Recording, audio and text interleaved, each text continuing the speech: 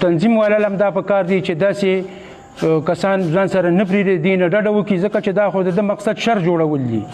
او دا شی ناکامیابه کول دي چې کوم دا په کردار ټولې دنیا ته معلوم دی واضح دی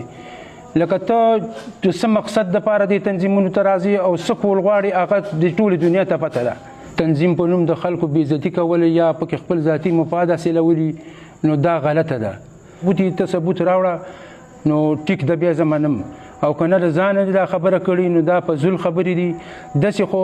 ذاتي خبرې چې ته کوې نو په تا کې کوم شی نشته. ته شرپسند کس دی رابط نه مینه فضلوز وي هغه بیګا یو ویډیو کې من الشیطان الرجیم بسم الله الرحمن الرحیم دا فیسبوک باندې بیګا یو خودساخته تنظیم یو کس دی چې ځان پکې مخکې خو نو اوس یې پکې ځان ورنه ایستی شرپسند کس دی رابط نه مینه فضلوز وي هغه بیګا یو ویډیو کې څه نومونه اخیستي دي نو زما نوم یې پکې اخیستی چې جاوید نو زه خو اول دته دا ویم او په چیلنج ته ویم او ټولو ته یې ویم چې هر څومره د ملګري او څه کسان یې ټولو ته زه په چیلنج ویم که چېرته 10 کاله 15 کاله مخکې ما نوم منشیات په چا خرڅ کړي یو کس به یو ثبوت دوی سره ما ته نه دوی دې ته دې قسم وکړي طلاق دې ورته وکړي ښه په دغه باندې تپوس دې وکړي چې ما پې خرڅ کړي بالکل چې صحیح زه منم او که نه هسې په زول تور لګولي مقصد یو د تنظیم په نوم د خلکو بېعزتي کول یا پکې خپل ذاتي مفاد حاصلولي نو دا غلطه ده. دا دوی له نه دي په کار چې لکه عزتداره خلکو لکه داسې نومونه او بېعزتي کوي که نه اول خو زه دا وایم چې تا سره ثبوت ته ثبوت راوړه نو ټیک ده بیا زه منم او که نه د ځانه دا خبره کړې نو دا په زول خبرې دي. داسې خو ذاتي خبرې چې ته کوې نو په تا کې کوم شی نشته. ته ګوره چرس کې تا سره ډلې په حجره کې ناست دي ته افیم خوري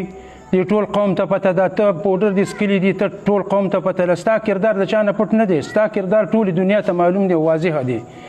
لکه ته د څه مقصد دپاره دې تنظیمونو ته راځي او څه کول غواړي هغه د ټولې دنیا ته پته ده. ته یو شرپسند کسي مهرباني وکړه د خلکو بېعزتیانې مه کوه او چې بېعزتیانې کوې نو تا کې چې څومره خبرې دي دومره په هېچ چا کې هم نشته. تنظیم والا هم دا پکار دی چې داسې کسان ځان سره نه پرېږدي نه ډډه وکړي ځکه چې دا خو د مقصد شر جوړول دي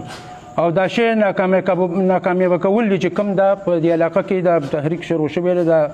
د انسداد منشیات موږ د دې ملګري مې خو داسې نه چې دی په خلکو ذاتي اټیکونه کوي دا د چا ذاتي دشمني یا په نور څه دغه یو د دې تقریبا ډېر داسې مفاد پرست پکې شته د هغه موږ ته معلوم دي زموږ کلي علاقه را وطن هم دی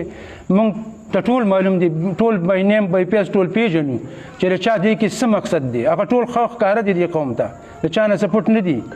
نو مهرباني وکړه چې داسې بې بنیاده او غلطه دغه په چا مه کوه. تا سره څه ثبوت یې زه اوس هم په چیلنج سره یم